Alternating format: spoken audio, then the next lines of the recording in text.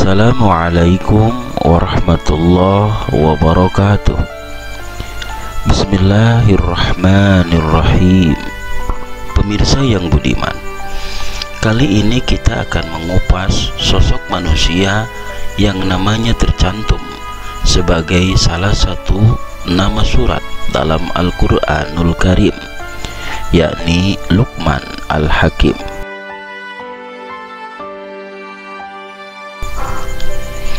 Luqman Al-Hakim adalah seorang ahli hikmah dari negeri Habasyah, Ethiopia. Kata Luqman dalam Al-Quran disebut dua kali, yaitu pada surat Luqman ayat 12 dan 13. Surat Luqman merupakan surat yang ke-31 yang terdiri atas 34 ayat dan termasuk golongan surat Makkiyah atau surat yang diturunkan di Mekah. Surat ini diturunkan sesudah surat As-Saffat. Dinamai surat Luqman karena intinya memuat isi nasihat Luqman kepada anaknya. Nasihat itu tertuang pada ayat 13 sampai ayat 19.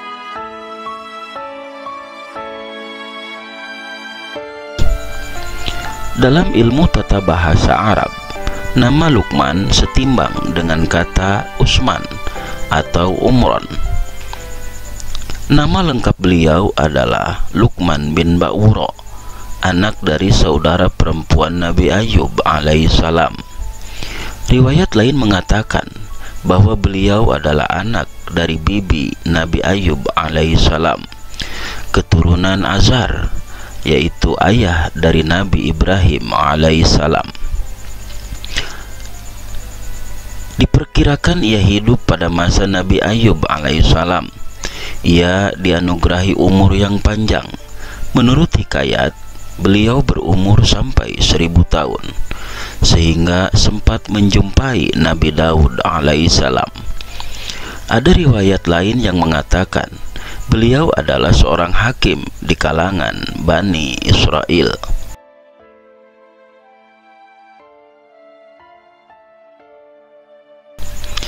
Menurut Ikrimah dan Asy'abi, yang keduanya merupakan ahli tafsir, mengatakan bahwa Luqman termasuk salah seorang nabi yang diutus oleh Allah Subhanahu wa ta'ala. Namun pendapat ini dibantah oleh Ibnu Abbas radhiyallahu an, sahabat Nabi Shallallahu alaihi wasallam yang wafat pada tahun 68 Hijriah.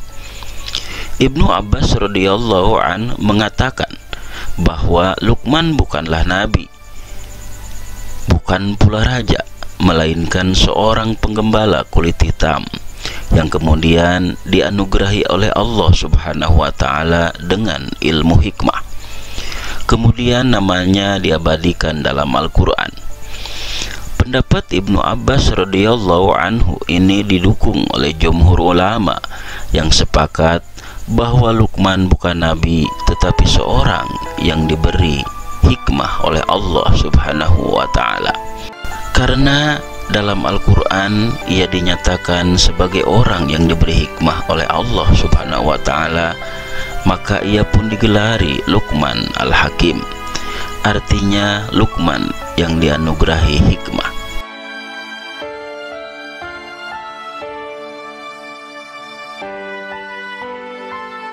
Hikmah artinya ilmu tentang hakikat dan kemampuan untuk melaksanakan amal yang terpuji.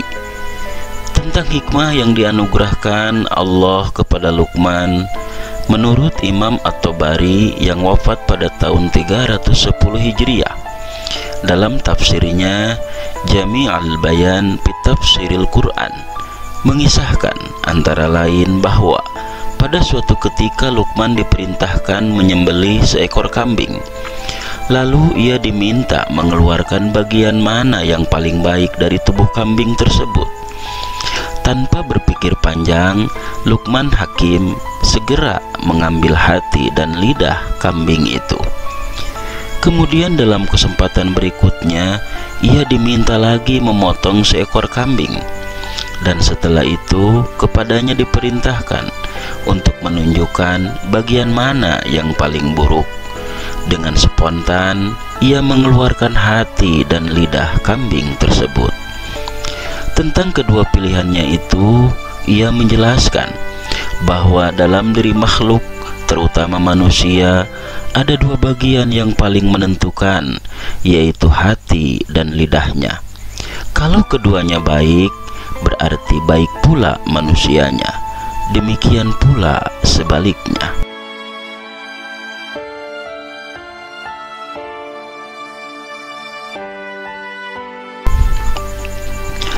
Dalam tafsir Al-Kasyaf karya Az-Zamakhsyari yang wafat pada tahun 538 Hijriah, dijelaskan bahwa Luqman adalah seorang laki-laki yang berkulit sangat hitam.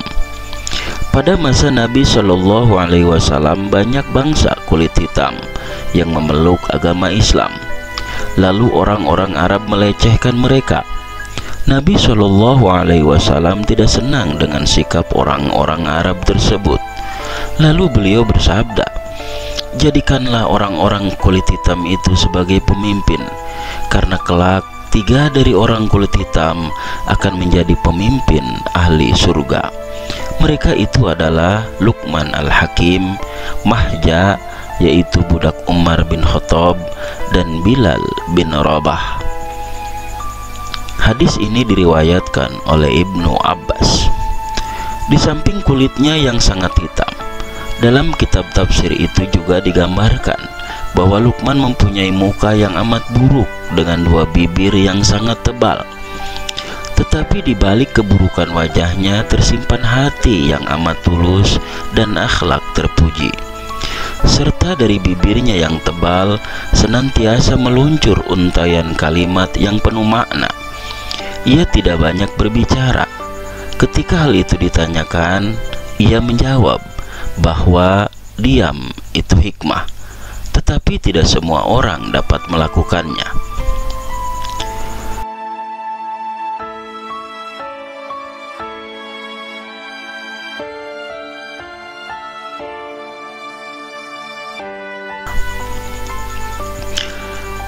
Al-Quranul Karim mengungkapkan Luqman dalam 2 konteks.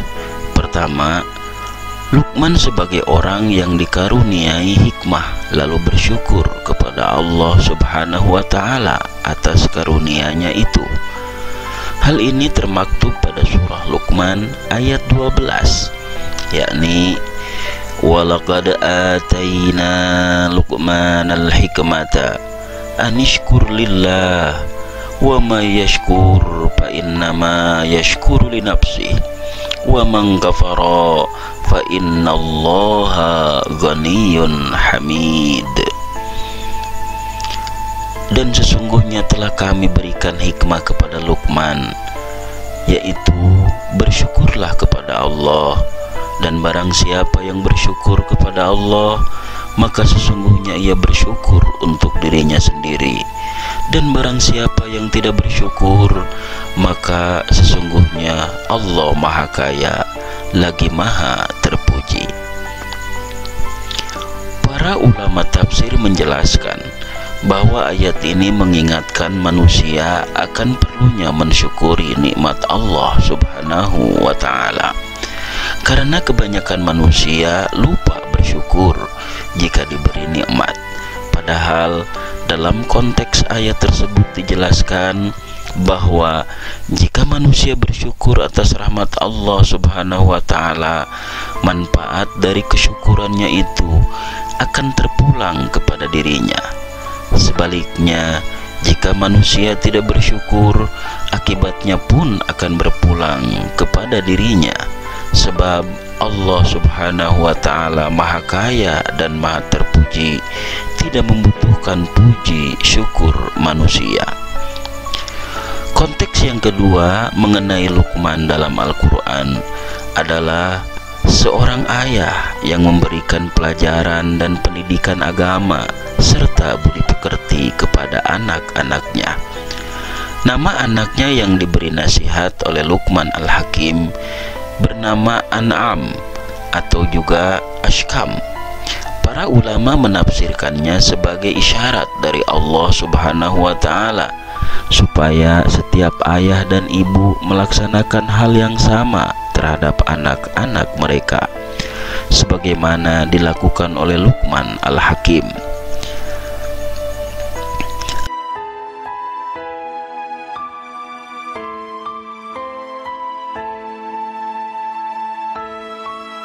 Adapun isi nasihat Luqman Al-Hakim kepada anak-anaknya antara lain adalah: pertama, larangan mempersekutukan Allah Subhanahu wa Ta'ala, karena perbuatan ini merupakan dosa paling besar yang tidak akan mendapat ampunan dari Allah Subhanahu wa Ta'ala. Nasihat ini termaktub dalam surat Luqman ayat 13. Wa idh qala Luqman libnihi wa huwa ya'idhuhu ya bunayya la tusyrik billah inna syirka la zulmun azim. Dan ingatlah ketika Luqman berkata kepada anaknya di waktu ia memberi pelajaran kepadanya, wahai anakku, janganlah kamu mempersekutukan Allah. Sesungguhnya mempersekutukan Allah adalah benar-benar kezaliman yang sangat besar. Lalu pesan yang dilontarkan oleh Luqman Al-Hakim kepada anaknya, yakni yang kedua, tentang perintah beramal soleh, karena setiap amal akan mendapatkan balasan dari Allah Subhanahu wa Ta'ala, sampai kepada amal yang sekecil-kecilnya, seperti hal ini termaktub dalam surat Luqman ayat 16. Ya bunayya innaha in taku mithqala habbatin min khardalin fatakun fi sakhratin aw fis samawati aw fil ardi ya'ti bihallah innallaha latifun khabir. Luqman berkata, hai anakku, sesungguhnya jika ada sesuatu perbuatan seberat biji sawi dan berada dalam batu atau di langit atau di dalam bumi, niscaya Allah akan mendatangkannya, yakni membalasnya. Sesungguhnya Allah maha halus lagi maha mengetahui. Lalu yang ketiga, perintah mendirikan sholat, kan berbuat kebajikan dan bersabar. Nasihat ini terangkum dalam surat Luqman ayat 17. Ya bunayya aqimis sholata wa'mur bil ma'rufi wanha 'anil munkar wasbir 'ala ma asabak inna dzalika min azmil umur. Wahai anakku, dirikanlah sholat dan suruhlah manusia mengerjakan yang baik, dan cegahlah mereka dari perbuatan yang mungkar, serta bersabarlah terhadap apa yang menimpa kamu. Sesungguhnya yang demikian itu termasuk hal-hal yang diwajibkan oleh Allah Subhanahu wa Ta'ala. Lalu yang keempat, larangan bersifat sombong dan angkuh. Hal ini termaktub dalam surat Luqman ayat 18. Wala tus'ir khaddaka linnasi wala tamshi fil ardi maraha innallaha la yuhibbu kulla mukhtalin fakhur. Dan janganlah kamu memalingkan mukamu dari manusia karena sombong, dan janganlah kamu berjalan di muka bumi dengan angkuh. Sesungguhnya Allah tidak menyukai orang-orang yang sombong lagi membanggakan diri. Lalu yang kelima, perintah untuk bersikap sederhana. Hal ini tertuang dalam surat Luqman ayat 19. Waqsid fi masyika waghdud min sautik inna ankaral aswati la sautul hamir. Dan sederhanalah kamu dalam berjalan, dan lunakkanlah suaramu. Sesungguhnya seburuk-buruk suara ialah suara keledai. Wallahu a'lam.